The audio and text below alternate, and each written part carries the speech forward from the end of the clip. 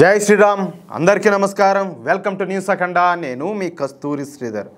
మిత్రులారా, మీకందరికి కూడా ఒక ఇంట్రెస్టింగ్ న్యూస్ అయితే తీసుకొచ్చిన. న్యూస్ మాత్రం చాలా బాగుంటుంది. ఓకేనా? మన భారతదేశానికి వ్యతిరేకంగా, మన ప్రధాని నరేంద్ర మోడీ గారికి వ్యతిరేకంగా ఒకప్పటి కెనడా మాజీ ప్రధాని అయినటువంటి వాడు ఒక జోకరు, ఒక బఫూను, ఒక డఫా, ఒక ఎఫ్ఫా, ఒక లఫా, ఒక మొఫా, వాడికి ఎన్ని పేర్లు పెట్టినా తక్కువే. వాడు కూడా ఖలిస్తాన్ మద్దతుదారుడు. ఖలిస్తాన్ తీవ్రవాదులకు మద్దతునిచ్చి కెనడా దేశంలో ఆశ్రయం కల్పించినటువంటి నీతిమాలిన కుక్క. భారతదేశంలో ఉన్నటువంటి ఖలిస్తాన్ మద్దతుదారులకు నిధులు అందించినటువంటి బ్రోకర్ వెధవ ఎవడా? ఇంకా మీకు అర్థం కాల ఎవరనేది? Justin Trudeau. వాడు గతంలో ఎంత ఓవర్ యాక్షన్ చేశాడో మీకు అందరికి కూడా బాగా తెలుసు. లేకపోతే కాదియా, ఇప్పుడు పాకిస్తాన్ తీవ్రవాదులే ఉన్నారు. వాళ్ళు చేసి మన దేశాన్ని నాశనం చేయాలనుకుంటారు, మన దేశం మీద దాడులు చేయాలనుకుంటారు, మన వాళ్ళని పొట్టన పెట్టుకోవాలనుకుంటారు, ఇన్ని అనుకుంటారు కదా. వాళ్ళకి తీసుకుపోయి ఆశ్రయం కల్పించుకొని, ఏది ఇప్పుడు పాకిస్తాన్ వాళ్ళు కదా బిన్ లాడెన్కి ఆశ్రయం ఎట్టయితే కల్పించారో ఆ మాదిరిగా ఈ ఖలిస్తాన్ మద్దతుదారులు తీసుకుపోయి నువ్వు ఆశ్రయం కల్పించి ఏడుండే వాళ్ళకు నువ్వు డబ్బులు ఇచ్చి ఎంతసేపటికి హిందువులకు వ్యతిరేకంగా, అదేవిధంగా భారతదేశానికి వ్యతిరేకంగా నువ్వు విషయం చెబుతా ఉంటే నిన్నేమనాలి? ఇంకా తీవ్రవాదులకు సపోర్ట్ చేసేవాడు ఓడు తీవ్రవాది కదా. టోడు అన్నమాట ఈ జస్టిన్ ట్రూడో గాడు. ఓడి దరిద్రం అయితే పోయింది. ఎట్టంటే కెనడా ప్రజల నుంచి వచ్చినటువంటి వ్యతిరేకత మరియు విమర్శలతో తట్టుకోలేక చేతగాని దద్దమ్మ ఎవడా చవట దద్దమైనటువంటి జస్టిన్ ట్రూడో తన ప్రధాని పదవికి రాజీనామా చేసినాడియా. ట్రూడో రాజీనామా చేసిన తరువాత కెనడాకు కొత్త ప్రధానిగా మార్క్ కార్నే బాధ్యతలు స్వీకరించాడు. ఓకేనా? అయితే ప్రస్తుతం కెనడాలో ఈ నెల 15 నుంచి 17వ తేదీ వరకు జరగబోయేటటువంటి G7 సదస్సుకు ఈ కెనడా ప్రభుత్వం నుంచి మన భారత ప్రభుత్వానికి ఆహ్వానం అందింది. మన భారత ప్రధాని అయినటువంటి నరేంద్ర మోడీ గారిని G7 దేశాల సదస్సుకు హాజరు కావాలని చెప్పేసి కెనడా ప్రధాని మార్క్ కార్నే మన నరేంద్ర మోడీ గారిని ఆహ్వానించారియా. మంచి విషయమే కదా, గొప్ప విషయమే కదా. ఎందుకంటే కెనడా ప్రధానిగా వాడు జస్టిన్ ట్రూడో ఉన్నప్పుడు 24 గంటలు కూడా భారతదేశం మీద, మోడీ గారి మీద విషయం చెప్పడమే. ఎన్ని కావాలంటే అన్ని స్టేట్మెంట్లు ఇచ్చాడు. ప్రపంచాన్ని డైవర్ట్ చేయాలని, ప్రపంచ దేశాలను అన్నింటిని కూడా డైవర్ట్ చేయాలని చెప్పేసి మన భారతదేశానికి చెడ్డ పేరు తీసుకురావాలని చెప్పేసి ఓడి చేసినటువంటి ప్రయత్నాలు అన్నీ నిగావు.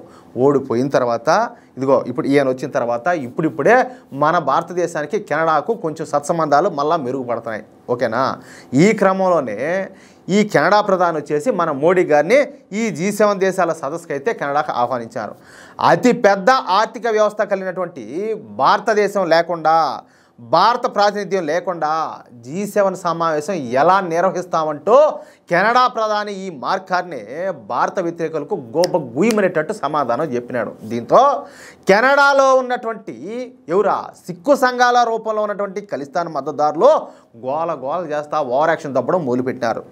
2023లో హర్దీప్ సింగ్ నిజ్జర్ హత్యలో భారత్ పాత్ర ఉందని, అలాంటి భారతదేశ ప్రధానిని ఏ విధంగా కెనడాకు ఆహ్వానిస్తారంటూ వరల్డ్ సిక్ ఆర్గనైజేషన్ ప్రెసిడెంట్ అయినటువంటి దినేష్ సింగ్ వాళ్ళ ఒక్కరి బుద్ధిని అయితే బయట పెట్టాడు. అర్థం కదా మీకు? వాళ్ళకు వచ్చేసి హిందువులంటే పడదు, అదేవిధంగా భారతదేశం అంటే పడదు. అదే మన శత్రు దేశం అటువంటి పాకిస్తాన్ అంటే ఓయమ్మ వీళ్ళకి చిన్న ప్రేమ కాదు. వాళ్ళ గురించి అసలు కనీసం నోరు తెరసరా, మాట్లాడరా. పైగా వచ్చేసి వాళ్ళ మూతులు ముడ్లు నాకుతారు. అడిగి వాళ్ళ దగ్గర నుంచి ఆయుధాలు కావాలంటే ఆయుధాలు తెచ్చుకుంటారు, వాళ్ళ దగ్గర నుంచి నిధులు తెచ్చుకుంటారు, ఇన్ని చేస్తారు. ఇప్పుడు వీళ్ళ ప్లాన్ ఏది తెలుసా? ఖలిస్తాన్ వాళ్ళది మన భారతదేశంలో ఒక పంజాబ్ రాష్ట్రం ఉండదు కదా, ఇక్కడ వచ్చేసి సిక్కు మెజారిటీ అనమాట. సిక్కులు ఎక్కువ భాగం ఉంటారు. అదేవిధంగా మన దేశంలో పంజాబ్ ఉన్నట్టే పాకిస్తాన్లో కూడా పంజాబ్ ఉన్నది. మీకు చాలాసార్లు చెప్పాను నేను చాలా సందర్భాల్లో. ఈ పంజాబ్ను ఆ పంజాబ్ను కలిపి ఖలిస్తాన్ అనే దేశాన్ని ఏర్పాటు చేయాలని చెప్పేసి వీళ్ళు విశ్వ ప్రయత్నాలు చేస్తున్నారు. ఈ ఖలిస్తాన్ ఉద్యమానికి ఊపిరి పోసింది ఎవరు తెలిసిన? అసలు దానికి అది ఏర్పాటు అయ్యేదానికి, అది మొదలయ్యేదానికి కారణం వచ్చేసి ఉండదు కదా, 56 ఏళ్ళ యువనేత వాళ్ళ నాయనమ్మ ఇందిరాగాంధీ. ఆవిడ అర్థమైందా? ఆవిడ గారి పుణ్యమే ఇదంతా కూడా. సరే, ఇకపోతే నిజంగా ఈ ఖలిస్తాన్ వాళ్ళకి అంత దమ్మే కనుకుంటే ఎంతసేపటికి మన దేశం మీద ఈ మారి కుట్రలు పనేది, హిందువులకు వ్యతిరేకంగా పనిచేసేది, భారతదేశానికి వ్యతిరేకంగా పనిచేసేది, విదేశాల్లో మన భారతీయ జెండాను అవమానించేది, మన వాళ్ళ మీద దూషణలు చేసేది ఇవన్నీ కాదు.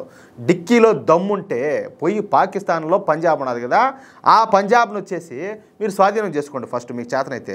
ఇక్కడ భారతదేశంలో ఉండేటటువంటి పంజాబ్లో సిక్ మెజార్టీ ఎక్కువ అని చెప్పినాను కదా, అదే పాకిస్తాన్లో ఉండేటటువంటి పంజాబ్ రాష్ట్రంలో సిక్కులు అసలు కంటికి కనపడరు, యాడ్నో మైనార్టీలు అనమాట. అసలు వాళ్ళు ఉన్నా కూడా వాళ్ళ హక్కులు ఉండవు. అది పాకిస్తాన్లో ఉండేటువంటి పంజాబ్ రాష్ట్రంలో సిక్కుల పరిస్థితి. వీళ్ళు మళ్ళీ పాకిస్తాన్ సంకలన లాగుతా మన భారతదేశానికి వ్యతిరేకంగా పనిచేస్తూ ఉంటారు. సరే, ఇకపోతే ఇప్పుడు ఈ హర్దీప్ సింగ్ నిజ్జర్ ఉన్నాడు కదా, ఈడేమైనా స్వాతంత్ర వీరుడు, వాడేమైనా దేశభక్తుడు, వాడేమైనా దేశం కోసం ఏమైనా పోరాటం చేశాడా?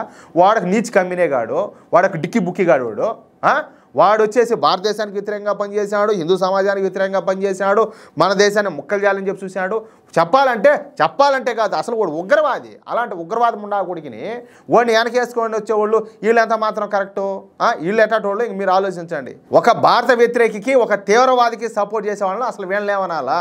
అయితే ఇప్పుడు వరల్డ్ సిక్ ఆర్గనైజేషన్ ప్రెసిడెంట్ ఈ దినేష్ సింగ్ చెప్పడం ఏంటంటే, ఇది కేవలం సిక్కు కమ్యూనిటీని అవమానించట్లు మాత్రమే కాదంట. ఈయనగారు చెప్పడం, భారత ప్రధాని మోడీని కెనడాకు ఆహ్వానించడం ద్వారా కెనడా విలువలను కూడా దిగజార్చారని చెప్పేసి తలా తోకా లేని ఎందుకులే అట్టా మాటలు మాట్లాడినాడు ఈ సన్నాసి.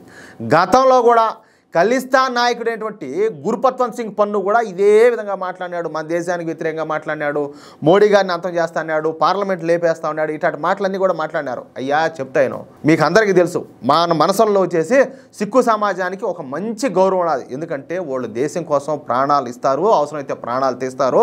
మన దేశ సైన్యంలో ఈ సిక్కు కమ్యూనిటీకి సంబంధించిన వాళ్ళ సంఖ్య చాలా ఎక్కువ. కాబట్టి వాళ్ళు చూస్తే మనకు గౌరవం, వీళ్ళు దేశం కోసం రా పనిచేస్తారనేసి. ఇంకొక మాట చెప్పేదే, అసలు ఒకప్పట్లో హిందూ సమాజంలో ప్రతి ఇంటి నుంచి పెద్ద కొడుకును దేశ రక్షణ కోసం, హిందూ సమాజ రక్షణ కోసం అప్పగిస్తూ ఉన్నారన్నమాట. అలాంటి వాళ్లే సిక్కులు. రాను ఏంటంటే ఇది ఒక కమ్యూనిటీ లాగా తయారైపోయింది. అలాంటి సిక్కు కమ్యూనిటీలో ఉండేవాళ్ళు ఈరోజు భారతదేశానికి వ్యతిరేకంగా, హిందూ సమాజానికి వ్యతిరేకంగా పనిచేస్తా పాకిస్తాన్ వాళ్ళు ముడ్డి నాకుతారంటే వీళ్ళకంటే నీచమైన బతికి ఏమన్నా ఉంటుందా? చెడబుట్టం ఉండకూడదు కదా వీళ్ళు వాళ్ళక కాదు. ఎంత గొప్పది సిక్కు కమ్యూనిటీ. అలాంటి వాళ్ళు ఇలాంటి వాళ్ళు ఎట్టొచ్చారో ఎట్టబుట్టారో కూడా నాకు అర్థం కాల. అవునులే, మన హిందూ సమాజంలో కూడా కొన్ని ఉన్నాయి కదా సంకర జాతి కుక్కలు, వీళ్ళ మారినే ఓళ్ళు ఉంటారు. అది ఆ విషయమా. మొత్తానికైతే ఇప్పుడు మోడీ గారు G7 సదస్సుకి అయితే అటెండ్ అవుతారు కదా, దీన్ని వీళ్ళు కాదు కదా, వీళ్ళ జేజనాయ దిగి వచ్చా కూడా ఇవుడు ఆపలేడు పీకలేడు. అది మాత్రం తథ్యం. ఇది జరిగే తీరుతుంది. మోడీ గారు కెనడాకి అటెండ్ అవుతారు. మళ్ళా మన నరేంద్ర మోడీ గారు కావచ్చు, భారతదేశానికి కావచ్చు, కెనడాలో బ్రహ్మరథం పడతారు. చూస్తా ఉండండి, జరిగి తీరుతుంది. ఏమంటారా మిత్రులారా? ఈ న్యూస్ కనుక మీకు నచ్చినట్లయితే ఖచ్చితంగా ఈ న్యూస్ నలుగురికి షేర్ చేయండి. అదేవిధంగా ప్రతి ఒక్కరు కూడా మీ యొక్క అమూల్యమైన అభిప్రాయాలను ఖచ్చితంగా స్పష్టంగా కామెంట్ రూపంలో తెలియజేయండి. ఇంకో విషయం ఏంటంటే, ఇంతవరకు మీరు కనుక మన ఛానల్ను సబ్స్క్రైబ్ చేసుకున్నట్లయితే ప్రతి ఒక్కరు కూడా మన ఛానల్ సబ్స్క్రైబ్ చేసుకోండి, సపోర్ట్ చేయండి ప్లీజ్. జై శ్రీరామ్, జై హింద్.